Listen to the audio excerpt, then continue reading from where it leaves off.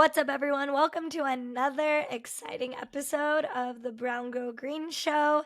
Super excited to have our guest today who does incredible work in environmental journalism, storytelling, and has really been on her own journey of being able to channel environmental justice through her words and her actions and inspiration in the world. So, really excited to have her on the show today and would love for you to introduce yourself.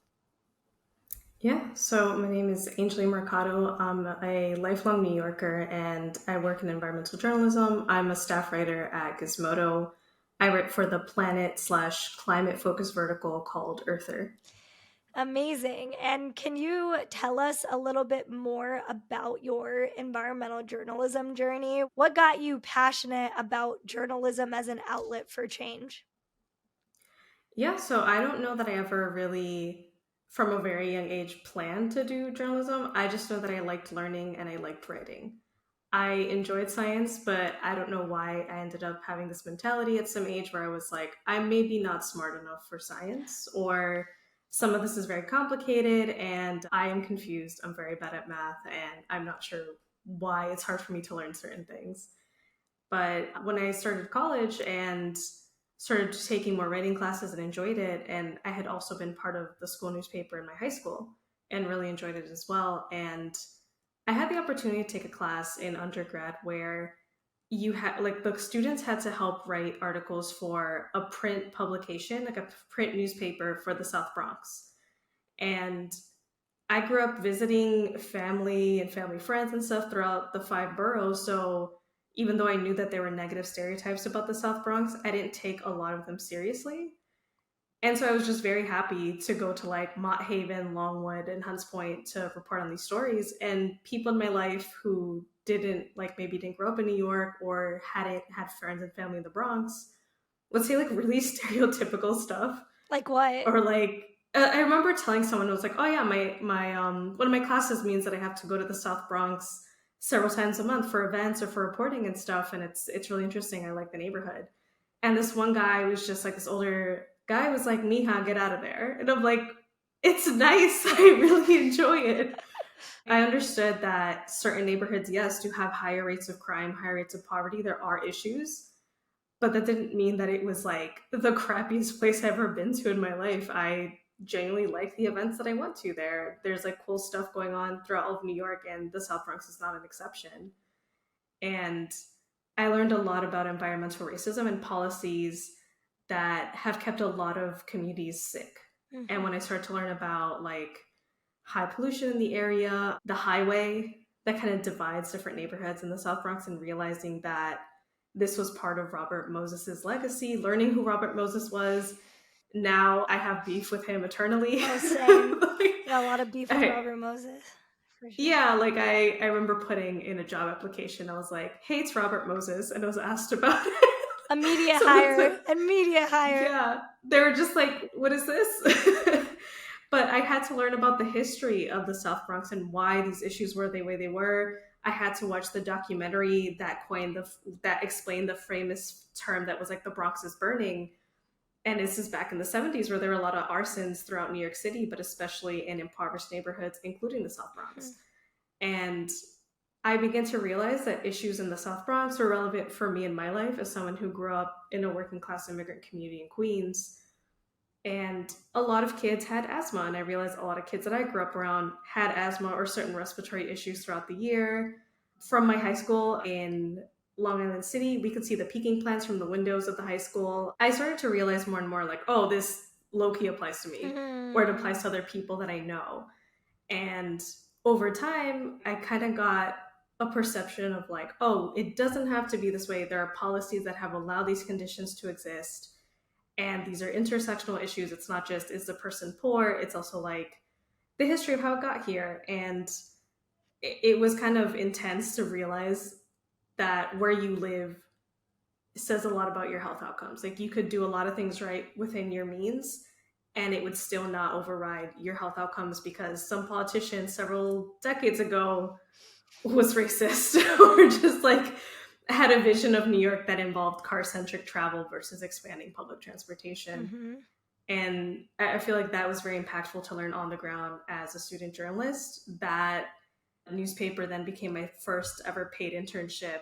And so I spent a summer reporting in the South Bronx, and it was a lot of fun. I got to go to like salsa festivals in one of the parks there, events at the Bronx Documentary Center. They have how Coney Island has like the mermaid parade, they have the fish parade in the South Bronx. So it's Really? really, yeah, it's really cute. I've never heard of that.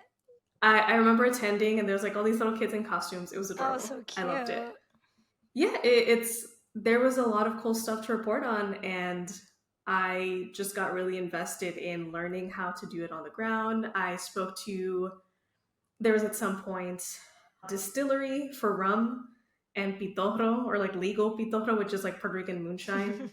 And so I got to interview the person who made like his own kind of concoctions, and I just got to cover stories that were really fun and interesting to me. And I think that from there I started getting other internships and taking more writing classes, and eventually went to graduate school for journalism and did community reporting for a while. But I realized that I actually didn't like real estate or community reporting.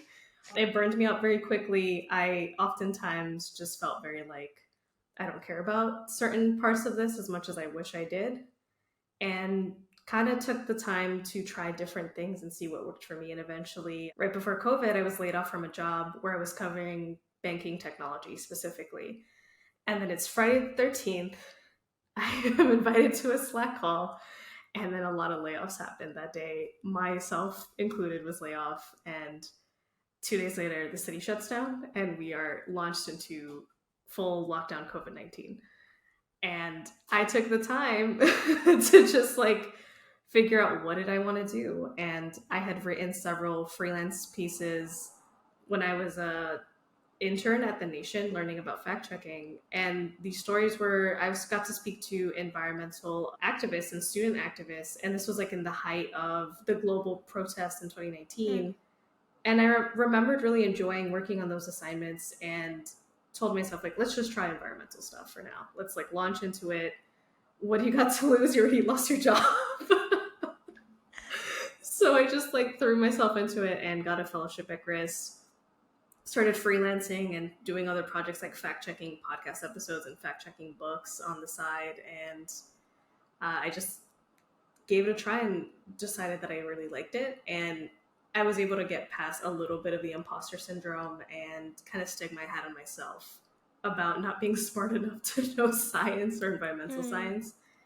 And it still sometimes exists today where I'm like, I'll read a study and I'll look at the top paragraph and I'm like, I have no idea what's going on. I need to reread this 3 times before I really understand this. But I'm getting there and I'm learning, and it has been an interesting journey so far, and I have enjoyed a lot of what I've written, and that's led to me being here at Earther.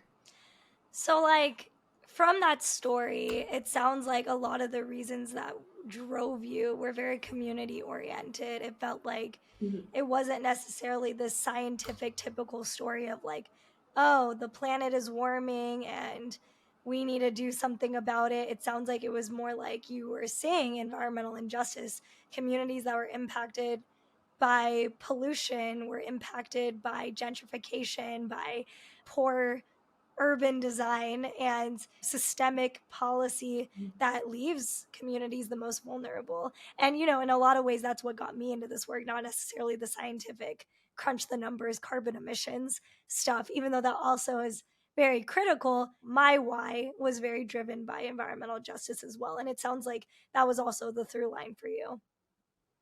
Yeah, absolutely. Because I feel like the way that I learned about what was going on with climate change and pollution and stuff was very much through like, don't litter at the beach. Polar bears are like running out of environment for them to hunt on. And those things very much concerned me. And I was always, from a young age, trying to phase out more plastic out of my life, trying to learn about endangered species and caring about them. But on the ground, I had very real life examples. And as I said, I'm a lifelong New Yorker, but my family has roots in the Caribbean. My dad moved to New York from Puerto Rico. My mom moved to New York from the Dominican Republic. And so many island nations and island communities around the world are going to see the worst of climate change. A lot of places just are already and have been seeing a lot of issues with climate change for a very long time. And so it's never been like when climate change hits, it's always been, it has been happening for some time. Mm-hmm. And I also remember Hurricane Sandy and growing up with family in a hurricane prone part of the world and having experienced some of them myself because I just happened to visit family like August, and then it's like, oh, your flight has been delayed. There's a hurricane.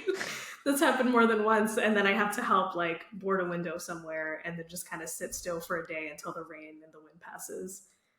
And then I saw how south of 14th Street, no train was working. Buses were shut down. A friend of mine lived on the other side of Queens, like near the water. The first floor of her house flooded. She was texting me photos of the floodwaters rising on her street. I'm frantically calling her and I'm like, how can you get out? Like, what are you doing? And she's like, I can't leave. There's nowhere to go. I don't have a boat. And I'm panicking because she couldn't leave her neighborhood for multiple days. And when I finally saw her again at school, I was like practically crying. So I was so scared that something was happening to her and her family. She couldn't get on a call. The lights were cut out, so she couldn't charge her phone, so she couldn't talk on the phone to conserve like her battery. Oh my God. And then I also had to get to class and work. And so I had to walk 20 blocks to a bus and then get on that bus that was packed, take that bus to Queens Center Mall, like around that area, and then get on a very packed F train that was going express into Manhattan, and somehow figure out a way back home in the evening after I got off like my on-campus job. Whoa. And then another friend had told me how her way to get back to the middle of Queens after class was somebody was walking around the campus being like, $5 and I'll get a bunch of y'all to Queens. And she was just like, me, I'll sit in the trunk. And it was just chaos for several days while like water was being pumped out of like subway stations. Whoa. And like different infrastructure was being put back online. And it just kind of hits you where you're like, damn, we really aren't, like, we're not ready. We don't know what's happening. Yeah. And it was very frustrating to see that. Totally. And I love that you brought up earlier that as you've gone deeper into environmental journalism, you've felt this imposter syndrome around the science, but yet you clearly have seen and experienced the impacts of climate, right? And we're learning that as much as the numbers are important, it's important to listen to scientists, we need more stories like what you just shared, right? That just makes it very clear to people that we are not ready.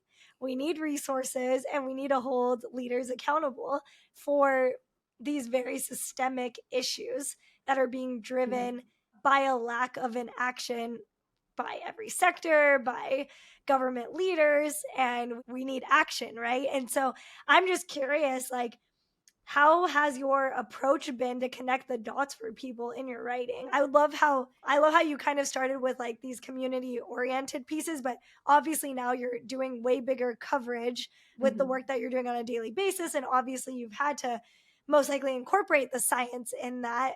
Yeah, could you just walk us through a bit of like how you wrapped your head around these just very complex topics to distill it down and make it easier for the public to understand? Yeah, I think one thing that I love doing is speaking to the scientists that have put together the press releases and the studies. Particularly when the scientist is like a professor at a university, they have to explain these concepts to students who might be new to them. So they're so good for getting quotes. They're amazing to speak to. They're always so happy to get on the phone and express their work and just express their excitement for their work being released. So I, like, as intimidated as I feel to speak to scientists sometimes, or did more so when I first began doing it more often, they're super great to speak to. I like breaking it down. There are times when I'm like, I don't know what this paragraph means. Like I straight up tell people, I'm like, what is this? Please tell me. And they're very happy to be like, yeah, like think of it like this. And it's the same concept as that. It's wonderful to get on the phone with them. I also really enjoy speaking to different like watchdogs and think tanks because they're the ones usually filing like lawsuits against like government agencies or in like big leaders in industries. And so it's always good to get like a lawyer or a lead counsel on the phone who can break down like, these are the laws that we're calling into action, or we're saying that according to XYZ law, environmental law, we maybe have a trial, we might have like cause to have a lawsuit for something.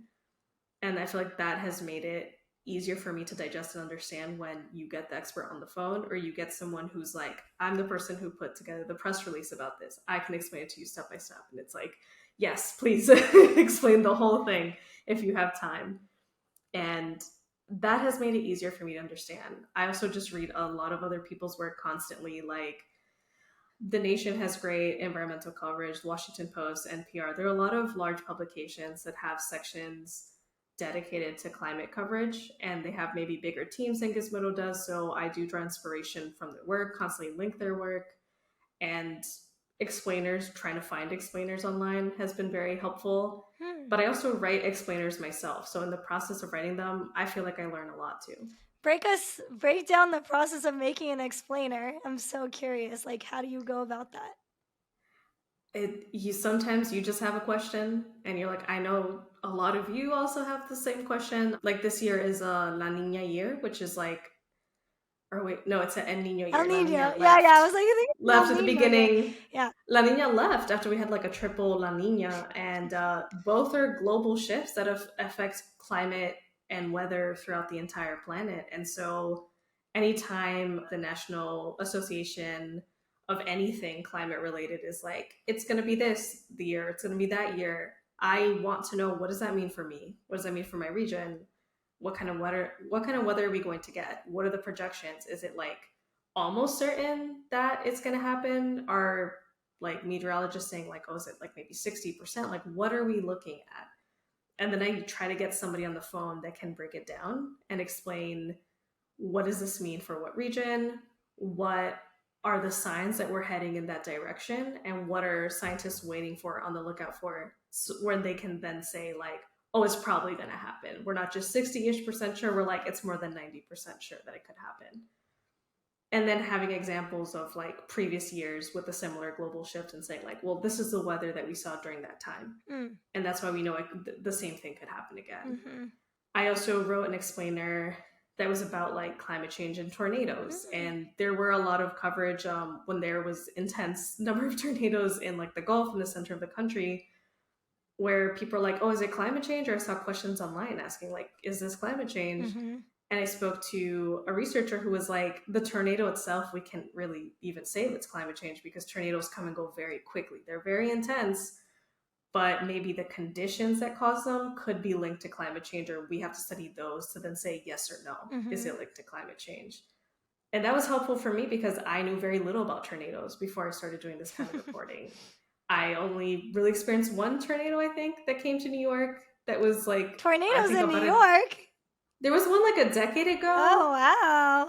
And I just remember going outside and I'm like, there's too many branches on the ground. Wow. Like, what just happened? What kind of storm was this? And then I see the news and they're like, that was a tornado. Right. Like, oh shit, we had one? I was shocked. But yeah, like there's times when I don't have much of a context for certain types of coverage because it's the first time I'm doing an explainer. And when you get the expert on the phone, that's the best. They can explain a lot. There's also the National Weather Service. Their website has a lot of explainers as well. So if you need to find like definitions or maps of like different types of extreme weather, the National Weather Service's website is a great resource for that. Also, just like NOAA, the National Oceanic and Atmospheric Administration's website, anything like climate.gov, heat.gov, all those hubs from the government are really, really wonderful for explainers. And there's a huge issue with misinformation online. And I know in journalism, like a lot of journalists have to compete with a lot of misinformation. I just wanted to know your views on that and how you make sure to fact check, the information that you share, because obviously there's a lot of trolls on the internet that are constantly saying that environmental journalists are spreading lies and misinformation, which yes, they're just trolls, but I'm just curious, like, how do you fact check? Like, what is the value of fact checking, especially when it comes to environmental journalism?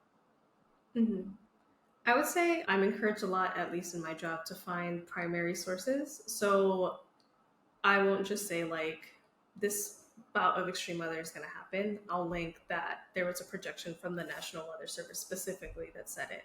So having specific sources from government agencies, from meteorologists, or just any agency that has experts that can speak to that is probably your best bet. Mm. So primary source, trying to go as close as you can to a source if you don't have access to the primary source. Like, is there a publication that was the first to report it? But then you have to make it clear and link it, like first reported by, for example, the LA Times, and then you link that LA Times article. And then you keep an eye on it to see if they have any updates as well. Because if something they wrote maybe needs to be corrected or updated, you can then do the same in your story. But primary sources are your best bet. And having someone on the phone, if maybe there isn't a direct source for the information, you just saw like a press release from someone, is there an expert somewhere else where you're like, oh, how accurate is this? Or how would you interpret this? And then quoting like what they got from that information. So I think it's just double checking with other people, finding the primary source. And if I don't understand something, I don't put it until I understand it to the best of my ability, because it's like I don't want to misconstrue something and then kind of misguide the reader by accident. So I just try to have it like I go over what I wrote. I ask myself, does this make sense to me? Because I'll sometimes just be on deadline typing stuff out and then I'll read a second paragraph and I'm like, that makes no sense. What did I just write? And that can be really challenging in the age of social media. Obviously, we're talking about more traditional journalism here, but I would say in the age of social media, everyone has a hot take these days, and people are just really quick to put things on the internet to have an opinion rather than actually fact checking. And kind of spreading misinformation because they have really strong opinions. But I also know that social media and people on certain platforms like can maybe have breaking news even faster than traditional news outlets these days. What are your thoughts about that? I'm just curious, like, what do you think is like the role of social media, but also like how can people be more mindful to knowing that it might not be all the facts because it's very like emotional. It's very like bursts of emotion rather than like actually taking your time, like you're saying, and like checking that the information is accurate. I just want your opinions on it more so. Yeah, I mean, I love using social media for reporting. Like, I've gotten some really meaningful stories and sources because I was just scrolling on TikTok and I interviewed Isaias Hernandez, a queer brown vegan, and I love their work. I think their work is really informative. And because of social media, I've been able to find sources like that who can just talk about like what is it like to be a climate-based content creator. What is it like to engage with audiences on climate in an emotional way but also a scientific way. So I think a lot of journalists find that they're finding really cool sources thanks to social media and able to get more quotes because someone else is posting about an issue, and then we can DM them and say like, would you be available to speak? Do you want to share your opinion on this? And a lot of times people will say yes, they posted about it because they care about that issue, and especially climate issues. I think a lot of platforms have people who are connecting over their love for climate action and learning about climate science. My issue is, as you said, when the post is very much emotional. Yeah. And I think a phrase that I happen to hear a lot that makes me a little bit annoyed, even though I mean, understand it can be very well intentioned, is when people are like, mainstream media doesn't want you to know about this. And I'm like, the New York Times, the Washington Post, the LA Times, other major publications have reported on that today. Don't post this without checking first that they haven't written articles, like well-informed articles about that issue. And I think there was the derailment in Ohio earlier this year, and there were several days where people and news outlets were scrambling to be like, what is the accurate information? Right. And there were a lot of videos where people like, the mainstream media is not reporting on it. And by then I had written like multiple stories about the derailment, as have many other reporters either in the region or environmental reporters around the entire country had like written something about it. So I was like, did they Google all of the links that are out there? Did they like, I was pulling information directly from the EP's press releases. I was pulling information from the Ohio Emergency Management Department's like press releases and tweets and like newscasts with, I think it was the state governor and other like elected officials in Ohio.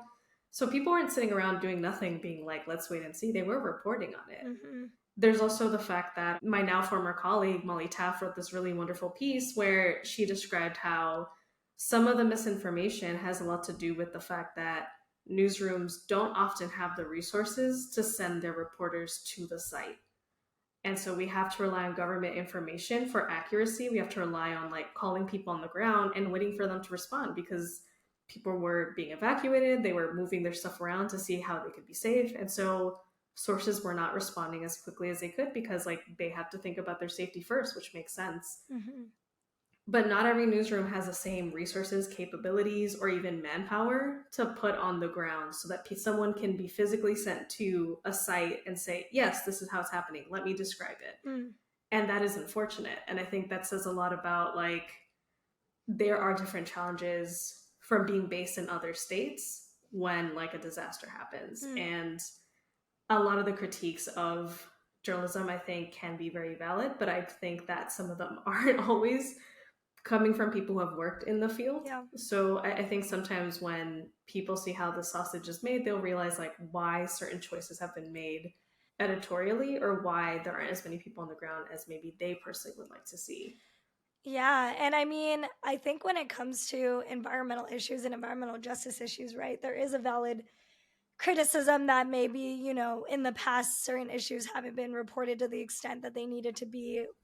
There's this criticism of, you know, disaster capitalism, where like people will profit and really like get a lot of coverage, right, and resources when a disaster strikes. But then, you know, once the news cycle ends, it's like what happens to that community Mm-hmm. afterwards, right? And I think it's interesting because obviously like there's this argument that we need to democratize journalism so that way people in their own communities, similar to the, I hate the term citizen science, but similarly, like there needs to be these tools, right, that empower communities nowadays to be able to tell their own stories about what's going on. But at the same time, there is an art and a trade to traditional journalism, that there is a skill set that needs to be cultivated in some ways to get that message out there in an effective, scalable way, right? And you know, Mm-hmm. there's politics behind that on why, you know, media outlets period exist versus like, you know, why local news outlets don't get the same kind of, you know what I mean, you know, why a Mm-hmm. local newspaper doesn't get the same press as like a New York Times or whatever, right? There's reasons for that, but it's like at the same time it's like,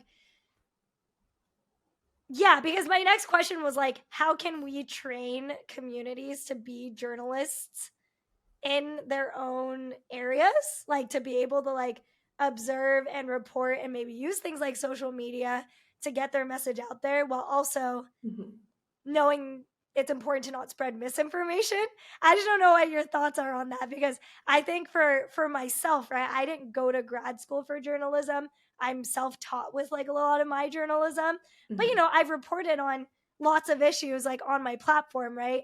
And I Mm-hmm. try to encourage that like other people could do the same thing if they wanted to in like their own community or what's going on, and sharing that information. But at the same time, like there is something to be said on like thinking about misinformation, thinking about how to make sure like your messaging is really concise and that you're telling a good story, making sure that like you are actionable with like your calls to action, all these things. So I guess my question is like, if we would want to train people on how to become journalists like yourself, but in their own areas, and wanted to just do their own neighborhood reporting, what would you recommend they consider?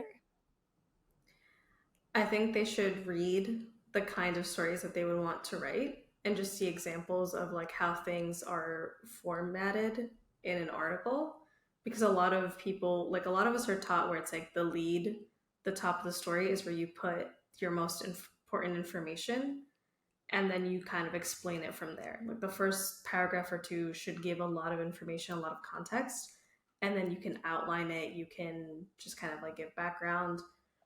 And I would reiterate what I said earlier about primary sources. Like, I encourage everyone to maybe check out the National Weather Service's website. Like, is there a topic that you're interested in or that affects your community a lot? What is the government agency? What is the federal agency? What is the state agency? Do you have a city agency? And learn about where their press releases are. How do they release their information? Do they have like live conferences after a disaster, which many places do? They'll have like a streamed conference that you can see on YouTube, or it's on the news, but there are often many ways to have access to those live streams. So just kind of like that, I think would be a good place to start, because there have been times when I've reported something because it came from an official during a live stream, and someone is like, "Why haven't I heard of this?" I'm like, "Well, the live stream was today. You may have missed it." And so just like learn what the appropriate agencies are and how they tend to respond to things, because I remember reporting as well that somebody had tweeted something and they're like, "You're just reporting on the tweet." I'm like, "A government official tweeting is an official statement. Mm. They like someone has okayed that tweet. They can't just fire off on their accounts willy-nilly, though we have seen that in the American political Yeah, cycle. I was like, I That's don't know if but all that's politicians are regulated that way, but yeah. yeah, no, like we've seen some pretty like interesting things in our time, but when agencies that are not known to just kind of like fire off whenever release something online, you can link it and that can count as a primary source because it's coming directly from the official accounts Mm, of that governor or senator or whoever official or official agency. yeah, And so like just do they have a Facebook page, do they have a Twitter page, do they have like any other sort of like social media account that you can look to, is always very important to find as well, because for a lot of groups, a lot of agencies, someone's reading off and okaying that press release, someone's reading off on and okaying that post. yeah, They want to make sure that they're not putting something out there that could have them accused of something else or like could lead to a lawsuit. So there's more than one person putting their eyes on anything that is posted online. So that's why it counts as a primary source. yeah. And what do you feel are the types of stories that you wish you saw more of reported on when it comes to the environmental journalism world? I'm just curious.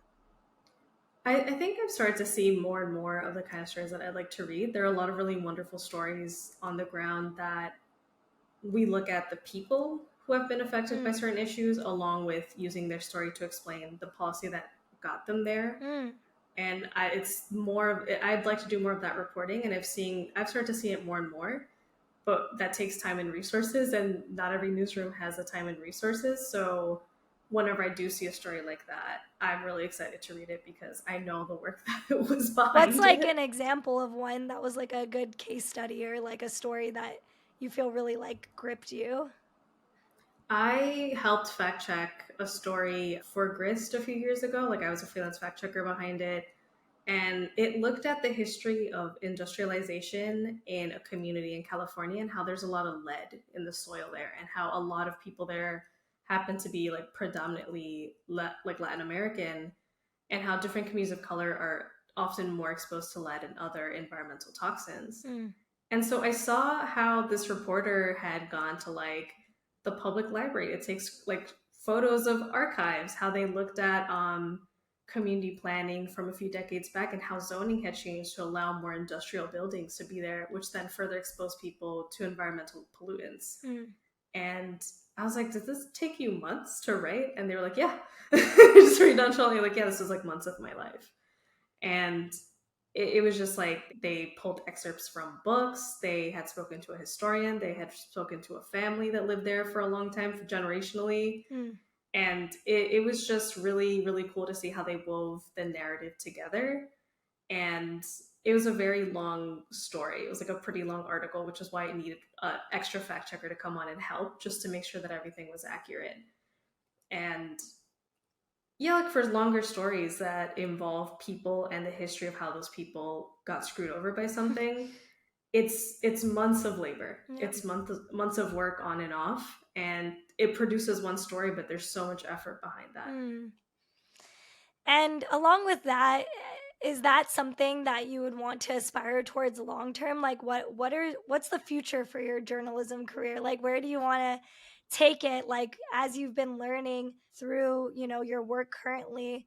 What's next for you? What are you feeling in the next couple of years? Obviously you've been in a whirlwind of just getting your Mm-hmm. footing as an environmental journalist in many different waves and seasons, and it seems like now you're in a bit more of a space of like grounding and then growth. So what is that Mm-hmm. growth leading towards? I do want to write like longer stories, because right now, particularly like in a digital space, I can write both long and shorter stories, but I have to post something almost every day. I have to make sure that different things are being worked on and updated constantly.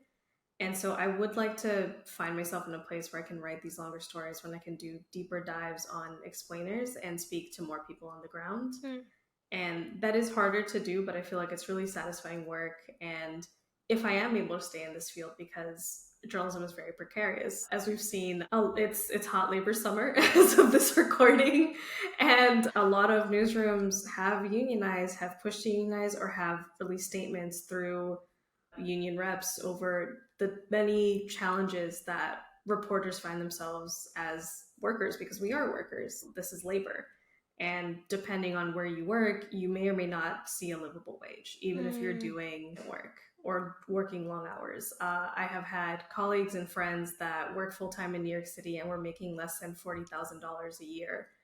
There are, What? yeah, like if you look up some of the salaries in the field, they're not always great. And it's kind of like the shock when people have seen like SAG-AFTRA and like the Right. writers, like Hollywood writers, and they're like, wait, so none of you are rich?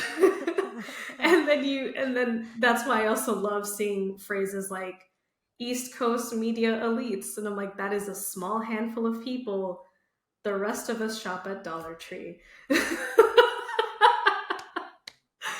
That's a word. No, it's true. Yeah. Yeah, it can be precarious, but right now where I am in my life, I think the work is worth it. And there are ways that I've seen people do media adjacent work where maybe they work with nonprofits on storytelling, or there's different ways to apply these skills and this enthusiasm for science and for climate, where people are still doing research, or they're still writing, or still producing content, but to a different capacity. Yeah. But it's definitely really exciting to be in this space. And it's something that a few years ago, if you had told me that I would be writing about climate full time, I wouldn't have believed you. I to this day, I'm just like, oh, like I wrote that like with my brain. And it's hard to believe that I've been able to do this, because I just, I didn't know that it would be possible. It's not something that I conceived of at any point until this started to happen. Then I was like, oh, like it might become possible one day. And then one day happened, and it was like, oh, I'm here now. And it's weird to think about that, to whenever someone's like, oh, what do you think about this climate thing? I'm like, why are they asking me? I remember like, oh yes, I actually did write about that this week. So that's why they're asking me. Yeah, I mean, I just want to tap a little bit into that imposter syndrome, because you've been featured in New York Times, Teen Vogue, like all these big things, and you're over here saying you have imposter syndrome. And I relate.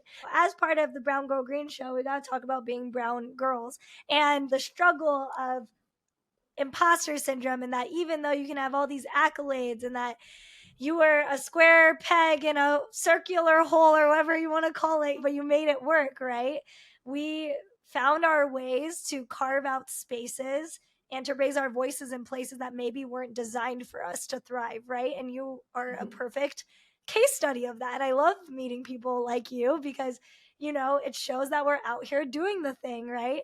And I want to talk a little bit more about, as a woman of color, like, how did you overcome that your words meant something? How did you overcome like these feelings of, I am smart, I am capable, like I'm just as good as any of these journalists that maybe have X, Y, and Z expertise over me? Like what was your process, and what do you continue to do to hype yourself up to really like that you are that girl? I still don't often know that I am that girl. Sometimes I'm like, who is that girl? We don't know. But I try. That's real. That's real. I feel I that. try my best. I think I also point out to people like that there is always some sort of privilege behind everyone, because I was able to graduate school without student debt. Mm-hmm. Part of that was working multiple jobs. And then part of that was I applied to almost every scholarship I got my hands on. And I even just knew what like I grew up around a lot of other kids from similar backgrounds who have immigrant parents, but some of them that graduated with me didn't even know what scholarships were, did not have a vocabulary for looking for them, whereas I did, because my parents were the ones who told me, like, look up scholarships. And so I was Googling, like, what is a scholarship? And found scholarships, told a guidance counselor at school, like, well, how do I apply for scholarships? And they explained to me, but I asked the question first. And that made it so that I was able to graduate from 2 degrees without debt. I Mm. was also able to live with my family because my home base has always been New York City. Mm. And that's just like a birth lottery. Other people have to pay money to move to where there are universities, and they have to live, like, they have to leave their hometowns that may not have as much access to different types of higher education. Mm-hmm. So that's just luck. Some of it is genuinely luck and just where you happen to be born. Mm. And other parts of it is I got lucky that some of the scholarships I applied to said, yes, here is some money. I got lucky that the first time I filed on FAFSA, I didn't mess it up because I could have easily messed it up. And I was, like, some of it is luck, some of it is your hard work paying off. And so I think whenever someone tells me, they're like, oh, how do I do it exactly like you? I don't think you can do it exactly like anyone. I Mm-hmm. think you have to look at your personal situation and make a choice of like what works for me, what doesn't work for me. Mm-hmm. And another aspect of that is also just I'm very lucky that people even gave me a chance. Like, who the hell was I to be like, I'll pitch this climate story when I barely knew what the hell I was doing. And then there have been stories that I've handed in where the editor is like, we're going to completely redo this. I like your draft, but I actually wanted this other thing. So then I had to write a story all over again. And this is like earlier in the climate writing journey where I was just like, I don't have a context for any of this. So I'm just going to read 10 different stories that describe what they want, and then I'll get the gist of it. Mm.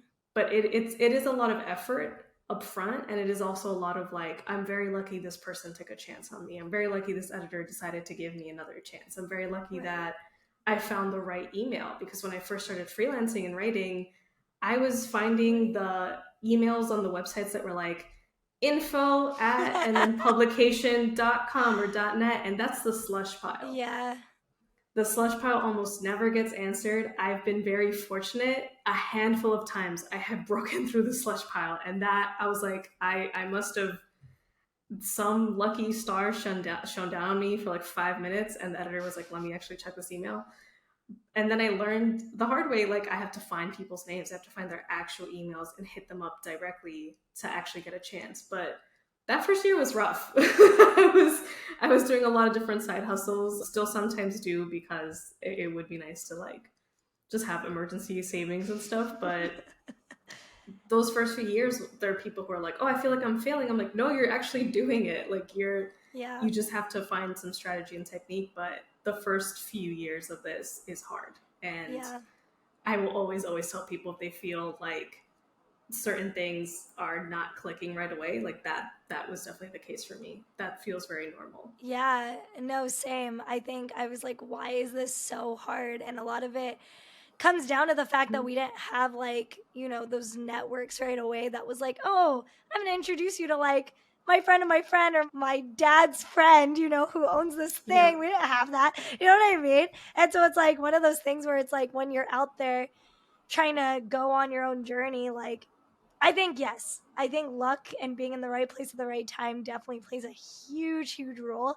But at the same time, like, you had to do a lot of things to position yourself right for that moment, though, too, right? Where it's Mhm. like, as much as it's luck, I just want to challenge you on that. Where I'm like, I also think like you put yourself in the right position, right? Because you could be Mhm. right place, right time, but your mindset might not be there, right? So Yeah. at the same time, you did have this like vigor to be like, I don't care, I'm just gonna do it. Who knows, right? Like that's a mindset. So I think that's the Mhm. through line from what I'm hearing from you is like, do it, as they say, do it scared, do it nauseous, do it weak, do it cowardly, Mhm. do it messy, right? Because you Yeah. never know. You increase your chances and your probability that you'll be in the right place at the right time if you position yourself. And yes, there's a whole spectrum of privilege. Even people who will listen to this podcast have their own spectrum of privilege, right? But those of you Yeah. who are listening, I hope that what you're gaining out of it, and if you're also seeking to get some answers on what is the path forward, if you're feeling confused, and maybe you also want to be a storyteller again to journalism, all these things, I think the through line is hone in on your craft, hone in on your skill set, be very deliberate and persistent, and maybe, with a little bit of luck and right place, right time, you're going to nail it down, right? And it's never, what I've learned as I get older, it's never what you think it's going to look like. Mhm. When you aspire towards something or you're trying to work towards something, you just have to create the right conditions to increase the likelihood that something good's going to come out of it, right? And I think that your story is an exact example of that. Yeah, like it definitely is. Like, I worked at it and I took on different internships so I can see what I liked and didn't like and what I wanted to do in the field. So I would encourage people to try different things, set yourself up for different opportunities. I also, fun fact, there's one internship I only got because I won an award and I had to give a speech for a journalism award when I was an undergrad. And it was the Aronson Award for Social Justice Journalism. And it was due to a story that I wrote in the South Bronx about bad housing conditions. And I applied to that award the last possible day because I had forgotten. And then my professor reminded me. He's like, "Oh, yeah, did you apply?" And I was just like, "Yeah." And so I went home and I applied last minute. I barely made the deadline. And then I won. And then I had to give a speech. I got a little plaque, got to go to this like cool award ceremony with other people. And I had applied to an internship at Curb, New York.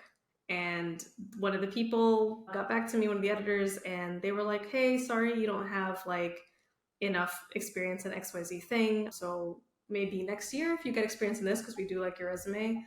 And that same day, someone else from the publication hits me up and they're like, "I heard your acceptance speech. Come in for an interview at this hour." And then I got the internship. And so sometimes doing things last minute or doing things like maybe you don't think you're going to win an award, just apply. You don't think you're going to get a job, just apply. Mm-hmm. Even if you're told no, at least like you know how to apply now. And that's experience that you get. And then you apply better next time. Or you're more aware of that job, you're more aware of that award. And there's always going to be another round of applications to come. Oh, I love that. I love that so much. And, you know, to wrap up this episode, what is your advice for budding environmental storytellers? What what words of wisdom do you want to impart on them today? Take care of your mental health. Take care of your emotional health. Like, I spoke to some students earlier this year and they're like, "What should we do to mentally prepare ourselves for some of the ways that journalism can be kind of tough, or different creative careers or climate related careers can be tough?" And I'm like, "Go to therapy or find a hobby that is not related to your screen." Like, take care of yourself, because some of these stories, when I'm talking to people that have experienced hardship and then following up with them and making sure people are okay, you're kind of hearing a lot of difficult situations. You're being exposed to difficult situations. I'm also affected personally by some of the climate disasters that I have to report on, like when something happens in the Caribbean and all the power is knocked out. I can't get a hold of a lot of my family for over a week. It's scary. It's stressful, and I deserve to have space where I can speak to a professional. And I'm very grateful and lucky to be in a position where I can afford to do so, because there were several years at the beginning of my career where I could not afford help.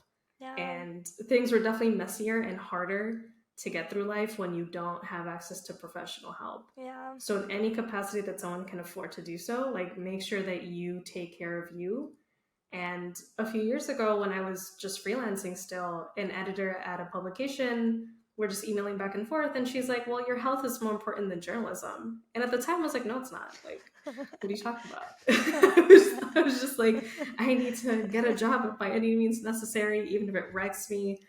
Now, I was just like, I will not wreck myself for a job anymore. The juice is not worth the squeeze in some situations, and like, you have value as a person outside of your work. Because for a long time, I put too much of my value on the byline. Did a lot of people tweet it? Did a lot of people see it? Did a lot of people talk to me about it? What the editors say, that they like the first draft, even though the first draft is never the best draft. It was just like too much of my validation was on my work. And now I no longer, like, I refrain from saying too often that I am a journalist. I more often say I work in journalism. I work as a journalist. Oh, that's a good, I like that. Yeah, I am, as a person, someone who is interested in writing and climate and storytelling, and that is a part of my personality and who I am. But my job is not always who I am. And if this career ends, I'm always going to be telling stories. I'm always going to be interested in science and climate. But I accept that that can change. I accept that what that looks like or what it means to me can change over time, and while still remaining really important to me. And so I tell anyone getting into anything creative or anything that could take a lot of stress in the beginning.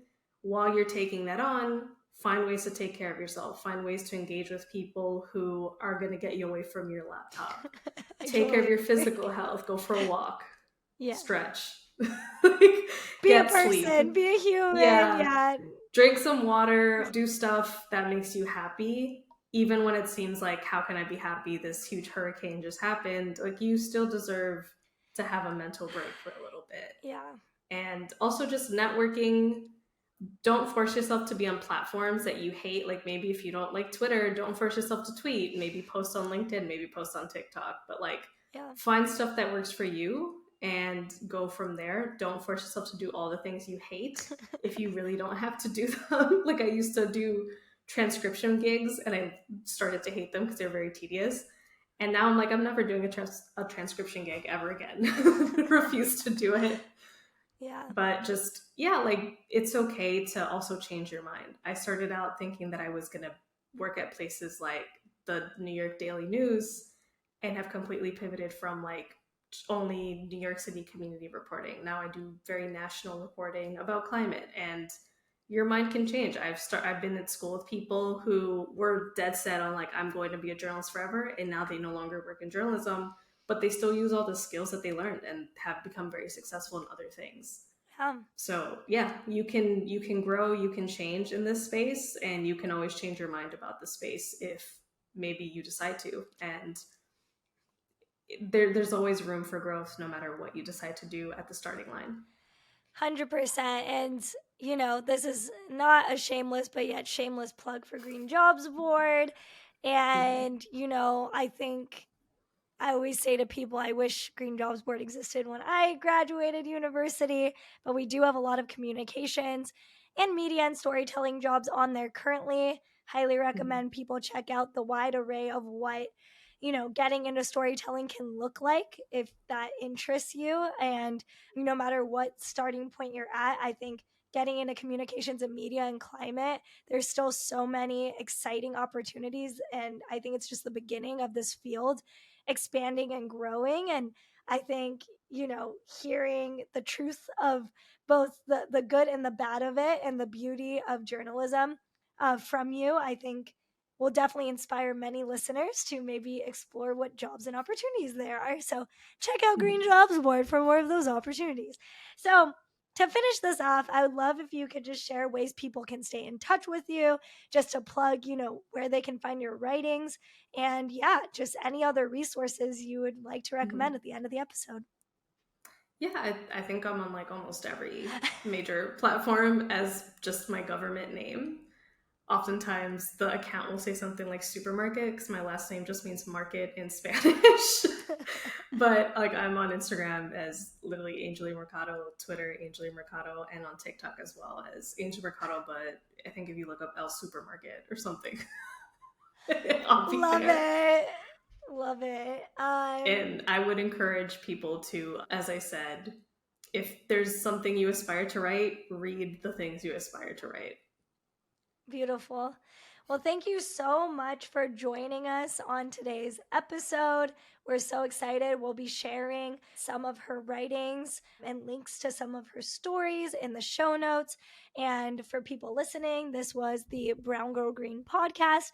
I'm your host, Christy Drutman, where I interview environmental leaders and advocates about the importance of diversity and inclusion, as well as creative solutions to the climate crisis. Make sure that you subscribe to the Brown Girl Green podcast wherever you listen to your shows, the Brown Girl Green YouTube channel, and check out the new Brown Girl Green Instagram podcast page at Brown Girl Green Podcast. Catch you on the next episode. Thanks, everyone.